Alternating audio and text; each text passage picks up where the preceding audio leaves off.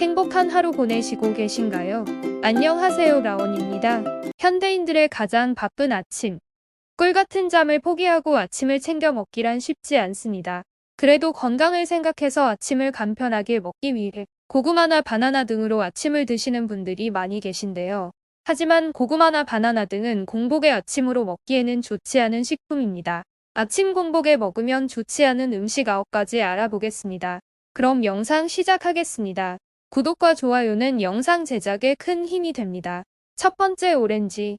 귤과에 속하는 오렌지는 비타민이 풍부한 과일로 주스 형태로 판매하는 제품이 많이 있어 아침 대용으로 섭취하시는 분들이 많이 있습니다. 오렌지에는 당분이 10%, 산이 1% 정도 들어있기 때문에 달콤하고 상큼한 맛이 매력적입니다. 또 생각보다 많은 분들이 빈속의 약을 오렌지 주스와 함께 복용합니다. 하지만 오렌지에는 유기산, 주석산, 구연산 등 다양한 성분이 함유되어 있습니다. 아침 공복에 오렌지를 먹게 되면 오렌지의 산 성분 때문에 위 점막이 손상되어 역류성 식도염에 생길 위험이 있습니다. 오렌지와 마찬가지로 산도가 높은 귤, 자몽, 레몬 역시 공복에 섭취하는 것은 좋지 않습니다. 두 번째, 토마토. 과칠류로 분류하는 토마토는 새콤하고 달콤한 맛이 매력적이며 MSG를 많이 함유하고 있어서 음식에 넣어 먹으면 감칠맛을 느낄 수 있으며 덜 익으면 특유의 풀냄새가 나기도 합니다. 토마토는 비타민이 풍부해서 피부 미용에도 좋고 여러가지 영양소를 가지고 있는데 100g당 20kcal 미만이기 때문에 다이어트를 하는 분들이 밥 대신에 먹기도 합니다. 하지만 공복에 토마토를 섭취하면 토마토의 타닌 성분은 위장관 산도를 높여 위궤양을 유발할 가능성이 있습니다.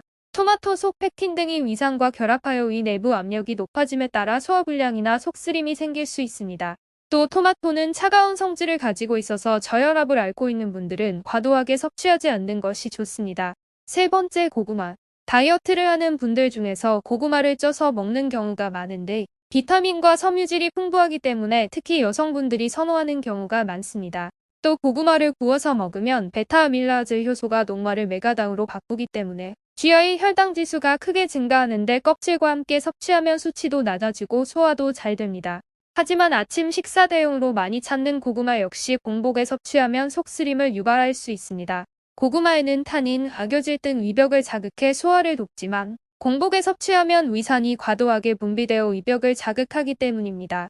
네 번째, 바나나. 탄수화물이 많이 들어있는 바나나는 영양소가 풍부할 뿐만 아니라 과당 비율이 낮고 포도당 비율이 높기 때문에 밥 대신에 먹을 수 있는 과일로 평가받고 있습니다. 체액의 염기성을 높이는 알칼리 식품이기 때문에 위의 부담을 줄여주고 식이섬유가 풍부해서 변비, 설사 같은 위장 질환에 도움을 줍니다. 하지만 아침 공복에는 바나나 섭취를 피하는 것이 좋습니다. 바나나는 마그네슘 함량이 높아 공복에 섭취하면 혈관 속 마그네슘 수치가 높아지면서 칼륨과 균형 상태가 깨져 심혈관에 무리를 줄 수 있어 심혈관 건강에 좋지 않습니다. 다섯 번째, 홍시. 달콤한 맛을 자랑하는 감에는 비타민이 풍부하게 들어있기 때문에 면역력을 높여주고 탄닌 성분이 알코올 흡수를 더디게 만들어서 술을 마시기 전에 먹어도 좋다고 합니다. 음식 중에서는 갑각류와 먹으면 독이 된다는 이야기가 있는데 특히 게장과 감을 같이 먹으면 소화를 잘 시키지 못하기 때문에 설사로 고생할 수 있습니다.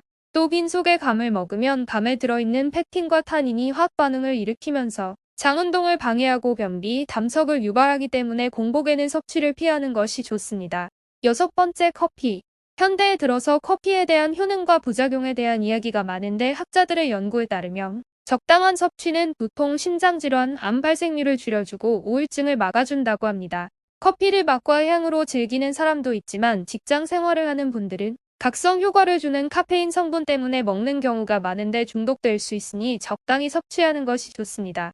또 빈속에 커피를 자주 먹는 사람은 속이 쓰리거나 메스꺼운 느낌이 들 수 있으며 위험의 원인이 되기 때문에 식사 후에 커피를 즐기거나 다과류 빵과 함께 먹는 것이 좋습니다. 일곱 번째, 우유. 과거에는 우유를 아이들이 꼭 먹어야 하는 완전 식품으로 소개하는 경우가 많지만 사실 건강에 어떤 영향을 미치는지 확실한 연구 결과는 없기 때문에 찬반이 갈리는 중입니다.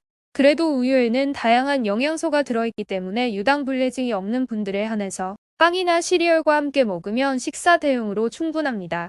하지만 빈속에 우유만 마시면 위의 연동운동을 자극해서 영양소를 흡수하지 못하니 참고하는 것이 좋습니다.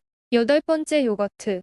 우유 등을 농축시키고 유산균을 번식시켜서 발효한 음식으로 유당불내증을 가진 사람도 먹을 수 있으며 장 건강에 좋기 때문에 서울대학교 병원에서는 식전 섭취를 권고하고 있습니다.